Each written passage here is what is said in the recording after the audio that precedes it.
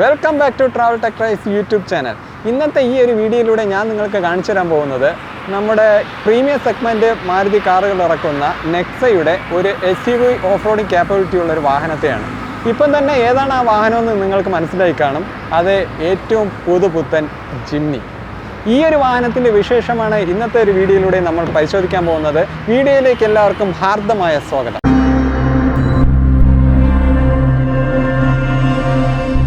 ഒറ്റ നോട്ടത്തിൽ തന്നെ വാഹനത്തിനൊരു ബോക്സി ഡിസൈനാണ് വരുന്നത്. നമുക്ക് നോക്കിയാൽ തന്നെ മനസ്സിലാവും. ഇനി മുന്നിലെ ഡിസൈനിലേക്ക് നോക്കിക്കഴിഞ്ഞാൽ ഒരു റൗണ്ട് ഷേപ്പ് ഹെഡ് ലാമ്പ് യൂണിറ്റാണ് വരുന്നത്. ഇത് LED ഹെഡ് ലാമ്പാണ്.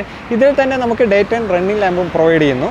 കുറച്ച് സ്പേസ് ഇട്ട് ഒരു റൗണ്ട് ഷേപ്പിൽ നമുക്ക് ഇൻഡിക്കേറ്ററും വരുന്നുണ്ട്. ഇതേ ഒരു റൗണ്ട് ഷേപ്പിൽ തന്നെയാണ് ഫോഗ് ലാമ്പ് യൂണിറ്റും തൊട്ട് താഴെ പ്ലേസ് ചെയ്തിട്ടുള്ളത്. ക്രോം പതിപ്പിച്ച 5 റെക്റ്റാങ്കിൾ യൂണിറ്റ് ആയിട്ടാണ് നമ്മുടെ ഗ്രില്ല് ഡിസൈൻ ചെയ്തിരിക്കുന്നത്.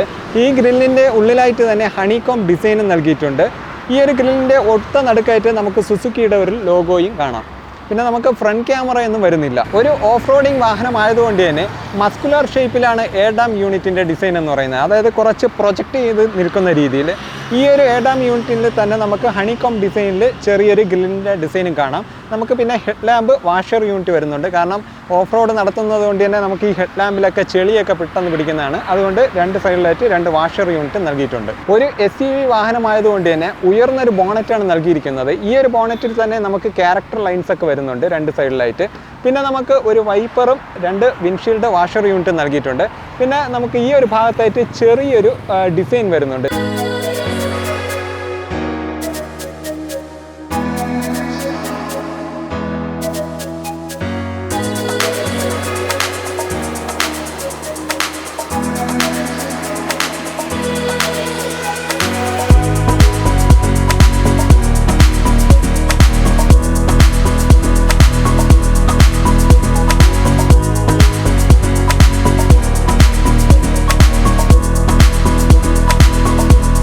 ഈ ഒരു വാഹനത്തിൻ്റെ സൈഡ് പ്രൊഫൈൽ ഡിസൈനിലേക്ക് നോക്കിക്കഴിഞ്ഞാൽ ഒരു പ്രൊജക്റ്റ് ചെയ്തിരിക്കുന്ന ഒരു വീൽ ആർച്ചാണ് നൽകിയിരിക്കുന്നത്. അതിൽ തന്നെ ഒരു 15 ഇഞ്ചിൻ്റെ വീല് നൽകിയിട്ടുണ്ട്. ഇതൊരു അലോയ് വീലാണ്. ശരിക്കും ആ ഒരു അലോയുടെ ഡിസൈനൊക്കെ വളരെ മനോഹരമാണ്.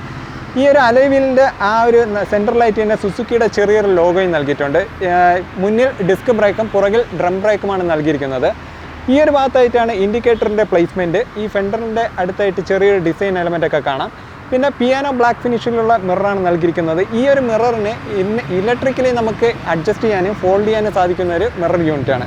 നമുക്ക് ബോഡി കളേർഡ് ഹാൻഡിൽസ് ആണ് വരുന്നത്. അതിന് തൊട്ട് ഒരല്പം മാറി തന്നെയാണ് നമുക്ക് റിക്വ സെൻസർ വരുന്നത്.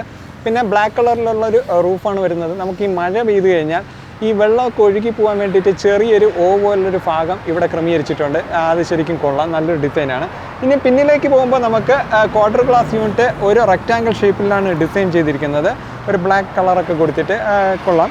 പിന്നെ റൈറ്റ് സൈഡിലായിട്ടാണ് ഇതിൻ്റെ ഫ്യൂൽ ടാങ്ക് വരുന്നത്. ഏകദേശം 40 ലിറ്ററാണ് ഇതിൻ്റെ ഫ്യൂൽ ടാങ്ക് കപ്പാസിറ്റി എന്ന് പറയുന്നത്.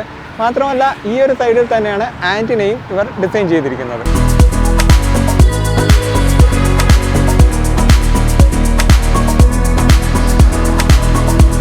വാഹനത്തിൻ്റെ ബാക്ക് പ്രൊഫൈൽ ഡിസൈനിലേക്ക് നോക്കിക്കഴിഞ്ഞാൽ ഒരു ഹൈമൗണ്ട് സ്റ്റോപ്പ് ലാമ്പ് കാണാം. ഒരു വാഷർ യൂണിറ്റ് വരുന്നുണ്ട്. പിന്നെ വലിയൊരു പിൻ ഗ്ലാസ് യൂണിറ്റാണ് വരുന്നത്. ഇതിൽ തന്നെ വൈപ്പറും ഡീഫോഗർ യൂണിറ്റും വരുന്നുണ്ട്. പിന്നെ സ്പെയർ വീല് ഒരല്പം താഴ്ത്തിയാണ് പ്ലേസ് ചെയ്തിരിക്കുന്നത്. അത് ശരിക്കും നല്ലതാണ്. കാരണം നമ്മൾ ഡ്രൈവ് ചെയ്യുമ്പോഴത്തേക്കും പിൻവശത്തെ വിസിബിലിറ്റി ഒന്നും കട്ടാവുന്നില്ല. പിന്നെ ഈ ഒരു സ്പെയർ വീലിൻ്റെ അടുത്തായിട്ട് തന്നെ സുസുക്കിയുടെ ഒരു ലോഗോ കാണാം. ഇവിടെ ജിംനി എന്ന് പറയുന്ന ഒരു എഴുത്ത് കാണുന്നുണ്ട്. പിന്നെ ഇവിടെ നമുക്ക് ബോഡിയുടെ ഈ ഒരു ഡോർ ഓപ്പണിങ്ങിൻ്റെ ഹാൻഡിൽ ഇവിടെയാണ് വരുന്നത്. അതിന് തൊട്ട് താഴെ ഈ ഒരു ഭാഗത്തും റിക്വ സെൻസർ വരുന്നുണ്ട്. പിന്നെ ഇവിടെ ഓൾ ഗ്രിപ്പ് എന്ന് പറയുന്ന ഒരു ബാഡ്ജിങ് കാണാം. ഈ ഒരു വാഹനം 4 വീൽ ഡ്രൈവ് ആണ് എന്ന് സൂചിപ്പിക്കുന്നതിന് വേണ്ടിയിട്ടുള്ള ഒരു ബാഡ്ജിങ് ആണ്. തൊട്ട് താഴെ പ്രൊജക്റ്റ് ചെയ്ത് നിൽക്കുന്ന ഒരു ബമ്പർ യൂണിറ്റാണ് വരുന്നത്. ഈ ഒരു ബമ്പറിലാണ് നമുക്ക് tail lamp unit, indicator, reverse lamp എന്നിവയുടെ പ്ലേസ്മെൻറ്റ്. അതിന് തൊട്ട് താഴെ നമുക്ക് 4 റിവേഴ്സ് പാർക്കിംഗ് സെൻസറുകൾ നൽകിയിട്ടുണ്ട്. കൂടാതെ ഈ ഒരു വാഹനത്തിന് പിൻവശത്തായിട്ട് ഒരു റിവേഴ്സ് ക്യാമറയും പ്ലേസ് ചെയ്തിട്ടുണ്ട്. 290 ലിറ്ററിൻ്റെ അത്യാവശ്യം തരക്കേടില്ലാത്തൊരു ബൂട്ട് കപ്പാസിറ്റി തരുന്നൊരു വാഹനം തന്നെയാണിത്, കാണാം. പിന്നെ മാത്രമല്ല ഈ ഒരു ബൂട്ടിൽ തന്നെ ഒരു ബൂട്ട് ലാമ്പ് ഈ ഒരു സൈഡിലായി പ്രൊവൈഡ് ചെയ്യുന്നുണ്ട്. പിന്നെ നമുക്ക് 12 വോൾട്ടിൻ്റെ ചാർജിങ് സോക്കറ്റ് കാണാം. ഈ ഒരു ഭാഗത്തായിട്ട് നമുക്ക് ടൂൾസ് വയ്ക്കാൻ തന്നെയുള്ള സൗകര്യവും നൽകിയിട്ടുണ്ട്. ഡോറിൻ്റെ ഡിസൈനിലേക്ക് നോക്കാം. ശരിക്കും ഒരു വലിയൊരു ഡോറാണ് ഈ വാഹനത്തിന്. പക്ഷേ ഇതിനകത്ത് വേറെ കൺട്രോൾസും കാര്യങ്ങളൊന്നും വരുന്നില്ല. നമുക്കൊരു ക്രോമിലൊരു ഡോർ ഹാൻഡിൽസ് കാണാം, ചെറിയൊരു മാഗസിൻ പോക്കറ്റും പിന്നെ ഒരു സ്പീക്കർ ഗ്രില്ലും കാണാം. എന്തുകൊണ്ടാണ് കൺട്രോൾസ് ഒന്നും വരാത്തതെന്ന് പറഞ്ഞു കഴിഞ്ഞാൽ ഇതൊരു ഓഫ് റോഡിങ് വാഹനമാണ്. അപ്പോൾ നമുക്ക് വേണമെങ്കിൽ ഈ ഒരു ഡോറിനെ നമുക്കിവിടെ ചെറിയൊരു ക്ലിപ്പൊക്കെ ഊരി കഴിഞ്ഞാൽ റിമൂവ് ചെയ്തൊക്കെ ഓഫ് റോഡിങ് നടത്താവുന്നതാണ്. നമുക്കിവിടെ കൺട്രോൾസൊക്കെ വന്നു കഴിഞ്ഞാൽ ഈ ഒരു കണക്ഷനൊക്കെ പ്രശ്നമാവും, ഈ ഒരു ഡോറ് ഇളക്കുന്നതിനും കണക്ട് ചെയ്യുന്നതിനൊക്കെ. അതുകൊണ്ടാണ് പ്രത്യേകിച്ച് ഒരുപാട് കണക്ഷൻസ് ഒന്നും ഇതിനകത്ത് കൊണ്ടുവരാത്തത്. പിന്നെ ഇവിടെ നമുക്ക് ചെറിയൊരു കട്ടിങ് വരുന്നുണ്ട്. ഇത് ശരിക്കും നല്ല ഒരു ഗുണമുള്ളൊരു കാര്യമാണ്. കാരണം നമുക്ക് ബ്ലൈൻഡ് സ്പോട്ടൊക്കെ വളരെയധികം ഒഴിവാകുന്നുണ്ട്. ഈ ഒരു കട്ടിങ് ഉള്ളത് കൊണ്ട് തന്നെ നമുക്ക് സൈഡ് വശമൊക്കെ നല്ല വിസിബിലിറ്റി ചെയ്ത് തന്നെ വണ്ടി ഓടിക്കാൻ സാധിക്കുന്നുണ്ട്. ഒരു ഫാബ്രിക് മെറ്റീരിയലുള്ള സീറ്റാണ് വരുന്നത്. ചെറിയൊരു പാറ്റേൺ ഒക്കെ നൽകിയിട്ടുണ്ട്. ഒരു ബ്ലാക്ക് കളർ സീറ്റാണ്, കൊള്ളാം. പിന്നെ നമുക്കിവിടെ ഹൈറ്റ് അഡ്ജസ്റ്റ്മെൻറ്റ് കൺട്രോളൊന്നും വരുന്നില്ല, പകരം റിക്ലൈനിങ് ഫംഗ്ഷൻ വരുന്നുണ്ട്. സ്റ്റിയറിങ്ങിലേക്ക് വന്നു കഴിഞ്ഞാൽ നമുക്ക് നോർമൽ ഒരു സ്റ്റിയറിംഗ് ആണ്, ഒരു റൗണ്ട് ഷേപ്പ് സ്റ്റിയറിംഗ് ആണ് വരുന്നത്. സാധാരണ മാരുതിയിൽ കാണുന്ന അതേ ഫംഗ്ഷൻസ് ഒക്കെയാണ് വരുന്നത്. ഇവിടെ volume up and down switch, ഇവിടെ ക്രൂയിസ് കൺട്രോളിൻ്റെ സ്വിച്ച്, പിന്നെ ഇവിടെ കോള് അറ്റൻഡ് ചെയ്യുന്നതിനും കട്ട് ചെയ്യുന്നതിനുള്ള സ്വിച്ചസ്. സുസുക്കിയുടെ ഒരു ലോഗോ കാണാം. ഒരു റൗണ്ടിൽ നമുക്കിവിടെ ഒരു ക്രോം എലമെൻറ്റും വന്നിട്ടുണ്ട്. ഒരു സർക്കിൾ ഷേപ്പിലുള്ള AC വെൻ്റാണ് നൽകിയിരിക്കുന്നത്. ഇതിന് ചുറ്റുമായി ചെറിയൊരു ബ്രൗൺ എലമെൻ്റൊക്കെ നൽകിയിട്ടുണ്ട്. അതുപോലെ തന്നെ പ്രൊജക്റ്റ് ചെയ്ത് നിൽക്കുന്ന രീതിയിലാണ് ഇതിൻ്റെ ഡിസൈൻ. പിന്നെ ഈ ഒരു ഭാഗത്തായിട്ട് auto idle start stop button, head lamp adjustment യൂണിറ്റിൻ്റെ button, engine start stop button, മിററിൻ്റെ അഡ്ജസ്റ്റ്മെൻറ്റ് ബട്ടൺസ് എല്ലാം കാണാം. ഈ ഒരു ഭാഗത്തായിട്ട് ഫ്യൂൽ ഓപ്പണിങ്ങിൻ്റെ ലിഡും വന്നിട്ടുണ്ട്.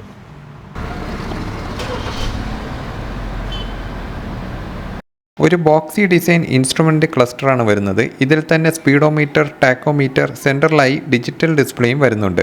6300 റെഡ് ലൈൻ കാണിക്കുന്നുണ്ട്. 180 മാക്സിമം സ്പീഡും കാണിക്കുന്നു.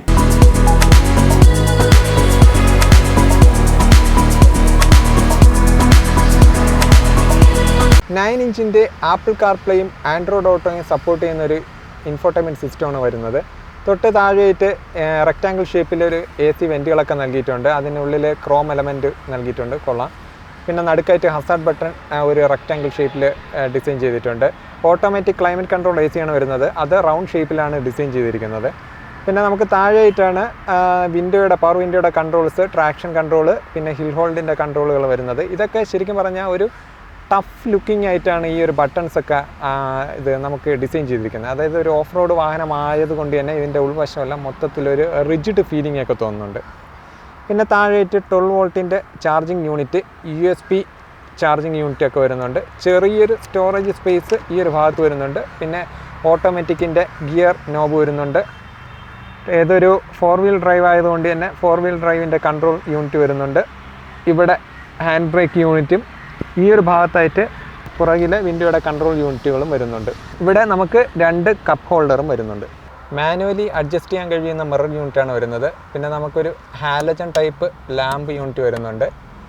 പിന്നെ സൺ ബ്ലൈൻഡിന് നമുക്ക് മിറർ വരുന്നുണ്ട്, ലാമ്പോ കാര്യങ്ങളോ വരുന്നില്ല. കോ ഡ്രൈവർ സൈഡും മിറർ യൂണിറ്റ് വരുന്നു, ലാമ്പോ കാര്യങ്ങളോ വരുന്നില്ല.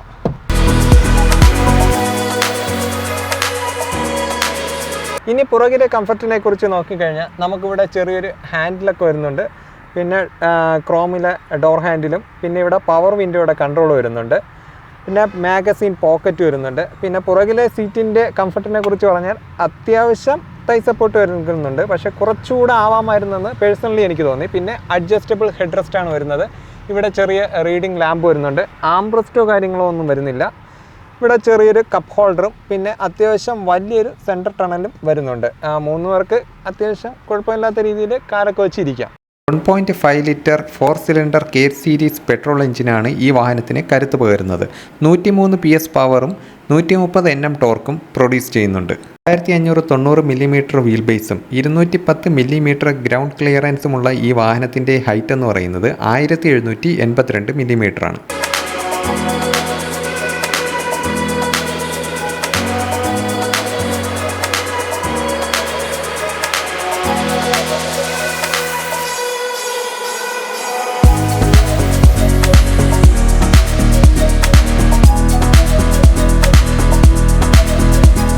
സേഫ്റ്റി ഫീച്ചേഴ്സിലേക്ക് വന്നു കഴിഞ്ഞാൽ 6 air bag, ESP, ABS, EBD, hill hold assist, hill descent control, brake limit slip differential, child seat mount, ISO ഫിക്സും നൽകിയിട്ടുണ്ട്.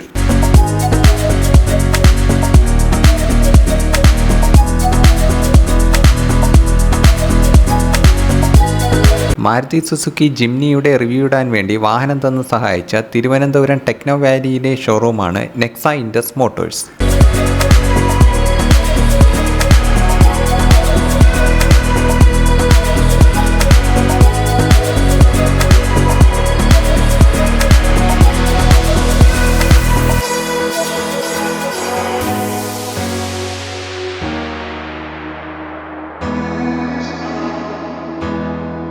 എന്തിനു നോക്കിക്കൊണ്ടിരിക്കുന്നത്? വന്ന് ബുക്ക് ചെയ്യും. മികച്ച ഓഫ് റോഡിങ് ക്യാപ്പബിലിറ്റി ഉള്ള വാഹനങ്ങളും മറ്റുമാണ് കേട്ടോ ഇത്. അപ്പോൾ ഈ ഒരു വാഹനം ഇഷ്ടമായി കഴിഞ്ഞാൽ കോൺടാക്ട് നമ്പർ ഞാൻ ഡിസ്ക്രിപ്ഷനിൽ നൽകിയേക്കാം. നിങ്ങൾക്ക് വിളിച്ച് ബുക്ക് ചെയ്യാവുന്നതാണ്. ഈ ഒരു വീഡിയോ ഇഷ്ടമായ ലൈക്ക് ചെയ്യുക, ഷെയർ ചെയ്യുക, സബ്സ്ക്രൈബ് ചെയ്യുക. അടുത്തുള്ള ബെല്ലൈക്കൺ ഒന്ന് ഇനേബിൾ ചെയ്തേക്കുക. എന്നാൽ മാത്രമേ ഞങ്ങളിടുന്ന വീഡിയോസിൻ്റെ നോട്ടിഫിക്കേഷൻ നിങ്ങൾക്ക് അപ്പോൾ ലഭിക്കുകയുള്ളൂ. അപ്പോൾ ക്യാമറമാൻ അനിലിനോടൊപ്പം it's me your Sreelal signing of.